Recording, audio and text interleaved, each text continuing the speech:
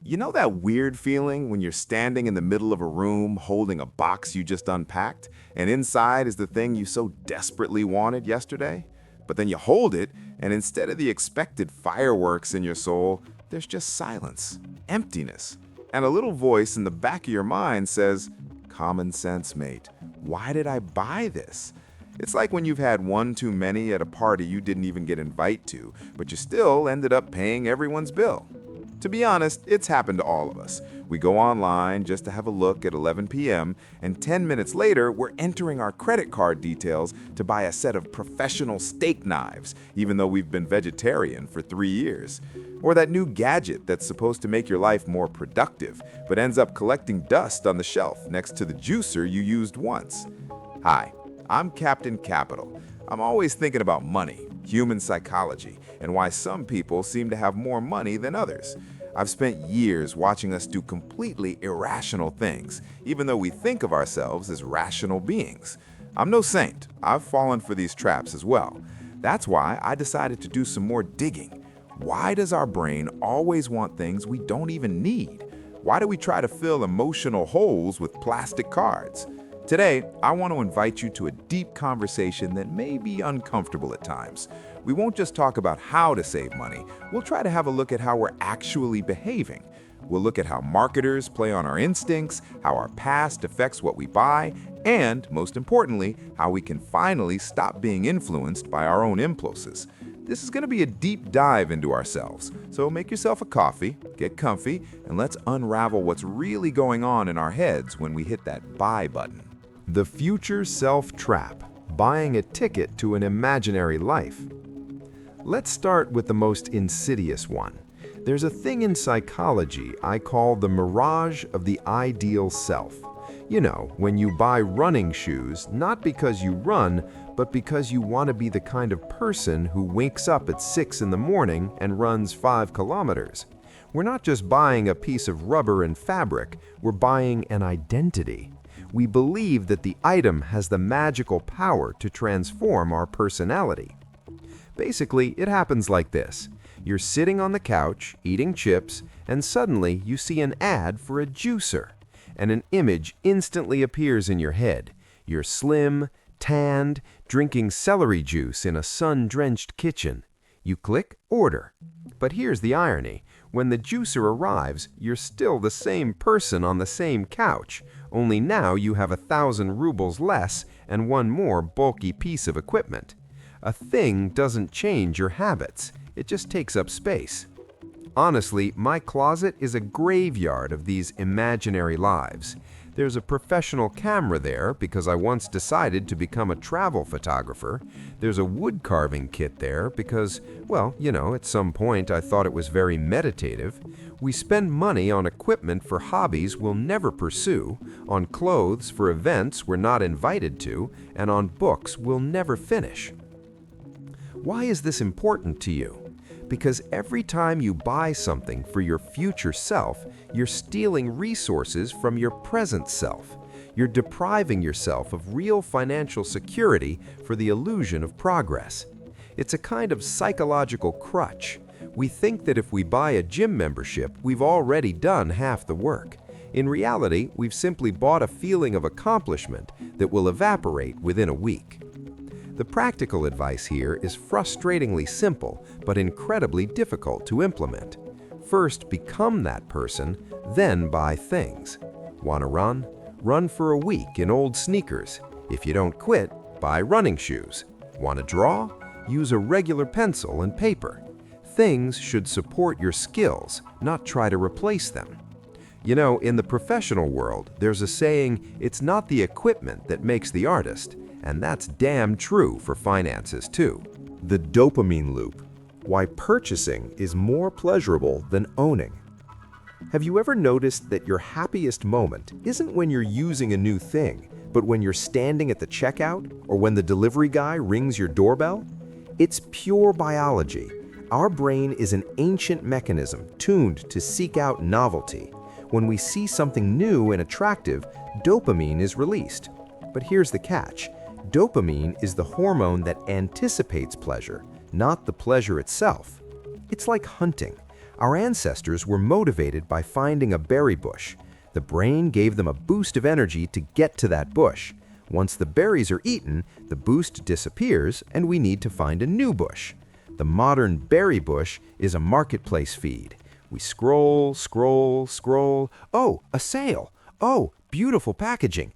Bam! A dopamine hit. We buy, and at that moment, we're at our peak. And then the item arrives, we unpack it, the dopamine drops, and an emotional rebound sets in. You know, I once read a study that said that for our brain, the process of choosing a purchase is almost identical to the process of taking recreational drugs. We become hooked on the needle of consumption. We become bored, sad, or lonely, and we reach for a fix. Retail therapy is no joke. It's a real diagnosis of our times. We try to drown out the inner emptiness with external noise. But here's the strange thing. Things don't know how to love. They don't know how to empathize. They just sit there. And when the initial sparkle of novelty wears off, we need another fix. This is how a cycle of unnecessary purchases begins. We buy a fifth pair of jeans not because we have nothing to wear, but because we have nothing to feel. How do we get out of this? Understand that it's a chemical process. When you feel an overwhelming urge to buy something right now, stop. Give yourself 24 hours, or better yet, 48. During this time, the dopamine fog will clear, and you'll be able to look at the item with a clearer perspective. Often, after 24 hours, you won't even remember why you wanted it so badly. This is called the pause rule, and it has saved me, and I hope will save you, tens of thousands. The social mirror. We buy things to impress people we don't like. Let's be brutally honest with ourselves. A significant portion of our spending goes toward maintaining a certain facade. We're afraid of looking inferior to others. It's an ancient survival instinct. If you don't live up to the tribe's standards, you risk being ostracized. Once upon a time, ostracization meant death. Today, it means being looked at askance by neighbors or colleagues. We buy the latest iPhone on credit, even though the old one works perfectly. We go to expensive restaurants we can't afford just to post photos on social media. We spend huge amounts of money on weddings to keep up with everyone else.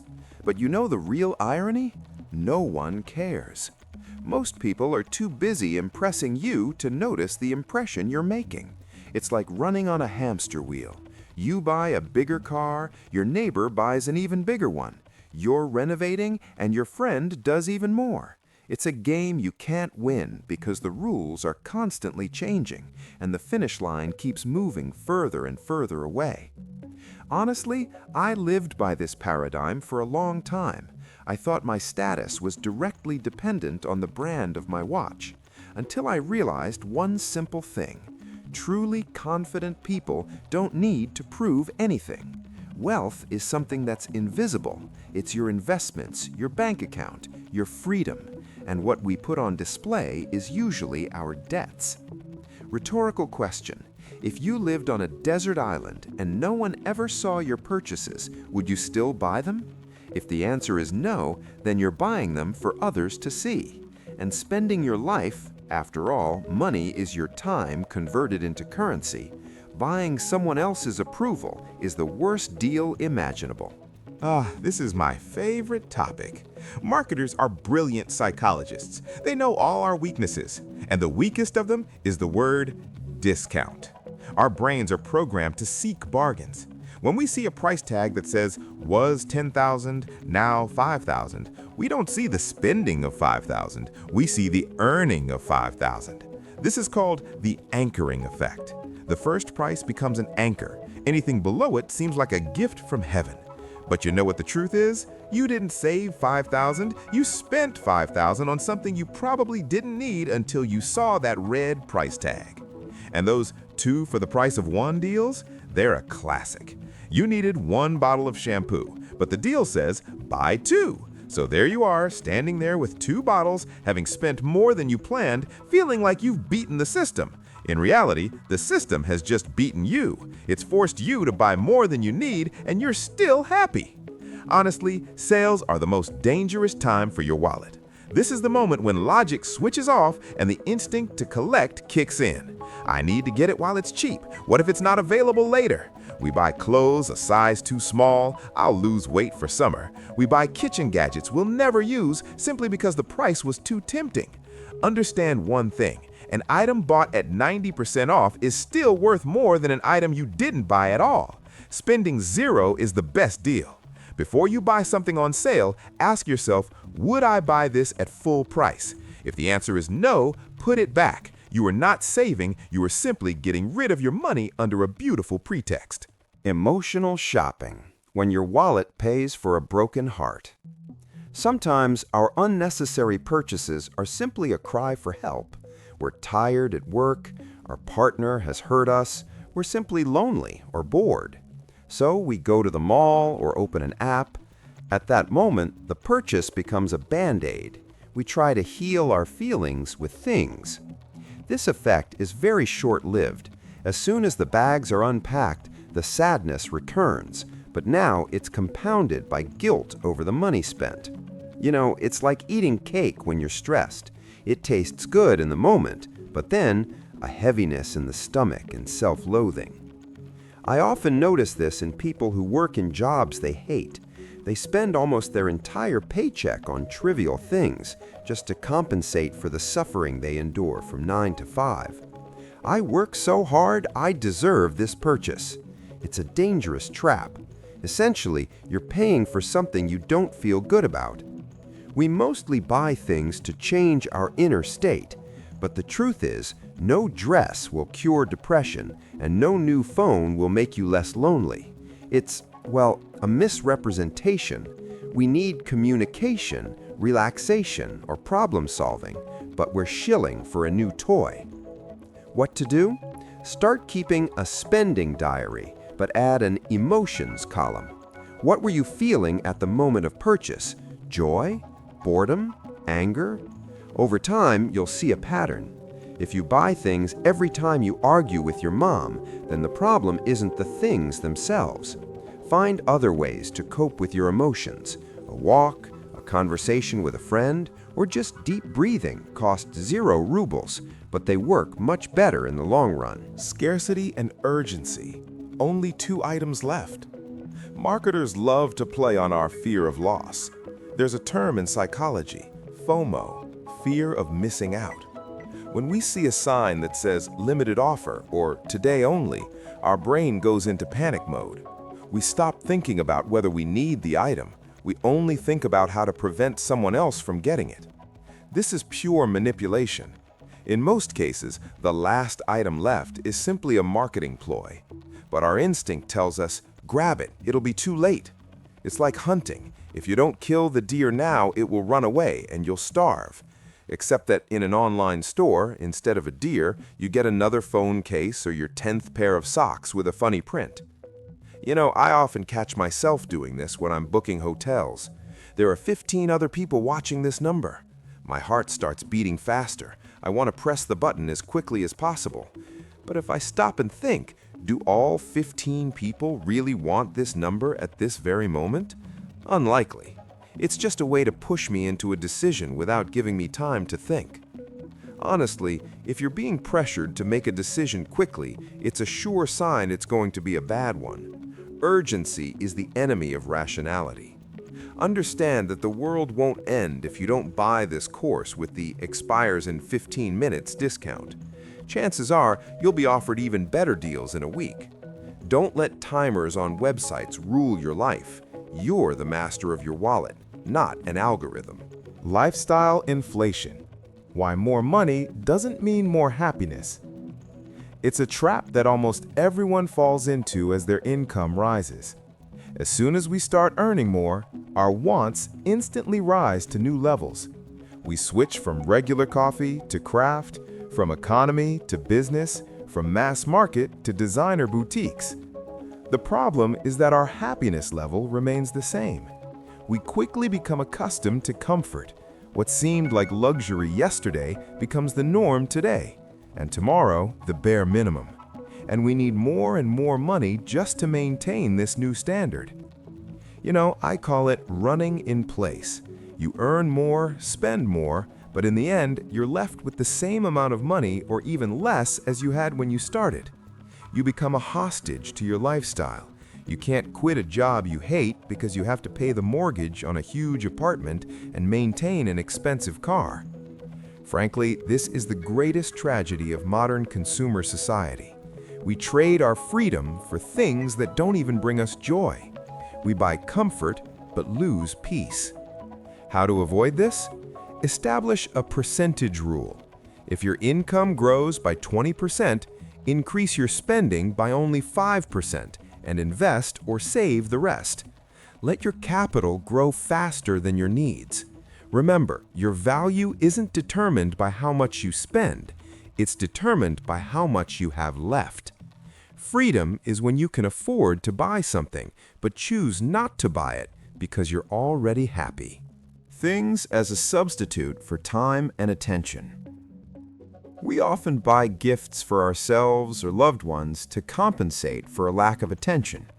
Parents who are constantly at work overwhelm their children with toys. We ourselves, after a tough week, buy ourselves a gift to cheer us up. But things are a poor substitute for feelings. I remember a story. A friend of mine, a very successful businessman, constantly bought his wife expensive jewelry. He thought it was a way to show his love, but they eventually divorced. Do you know what she said? "I didn't need diamonds. I needed him to have dinner with me at least once without his phone in his hands." We try to buy ourselves off from life. We think that if we buy our child the most expensive console, we're good parents. In reality, what's more important to a child is an hour of soccer with you. Things are impersonal. They don't create memories. They just take up space. We spend money on things when we don't know how to spend our time on meaningful things. We find it easier to buy a self-help book than to actually work on ourselves. We find it easier to buy a yoga class than to actually roll out our mat and start practicing. Things are a simulation of life. Ask yourself, what are you trying to replace with this purchase? Maybe you just need a good night's sleep, or a heart-to-heart talk, or just some quiet time. Try giving yourself what you truly need instead of going to the store again. Believe me, your life will become much richer when you have fewer unnecessary items. The cost of ownership, the hidden cost of things. When we buy something, we only see the price tag, but that's, the tip of the iceberg. Every item has a cost of ownership. It requires space in your home. It requires maintenance, cleaning, and repair. It requires your attention. Ultimately, it requires time to get rid of it when it's no longer needed. I once calculated how much time I spend simply keeping my things in order.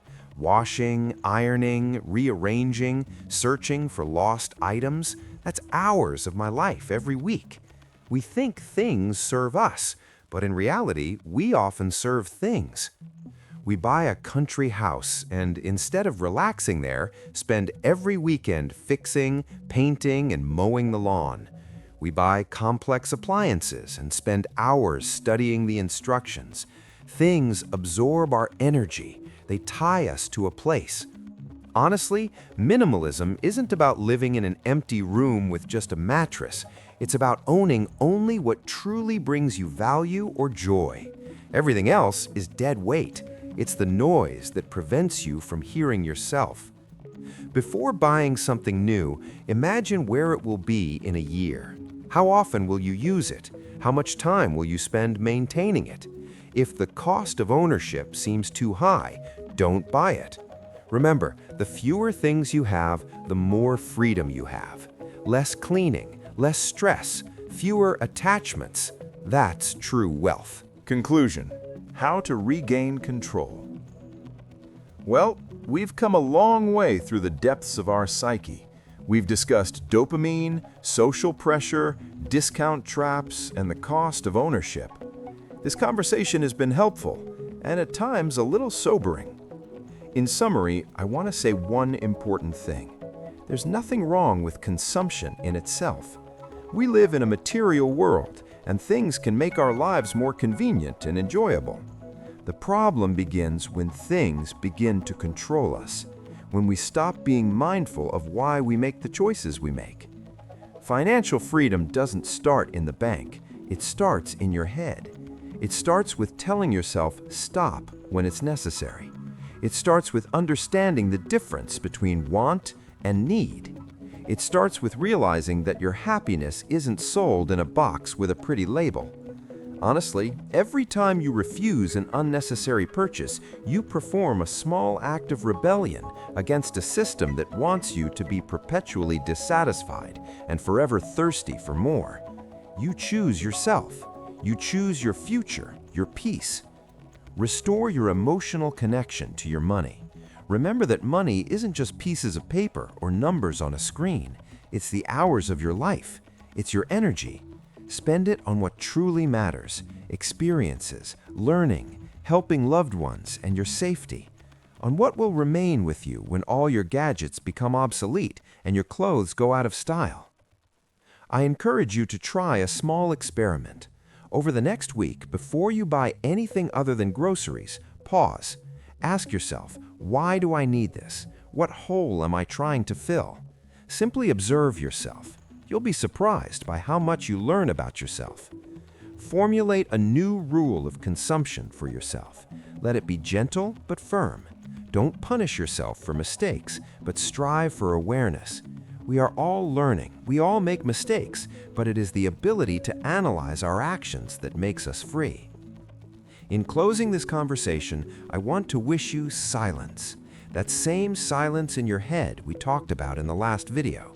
When you know you are enough, when you don't need to prove anything to the world, when you look at store windows and realize that you already have everything most valuable within you.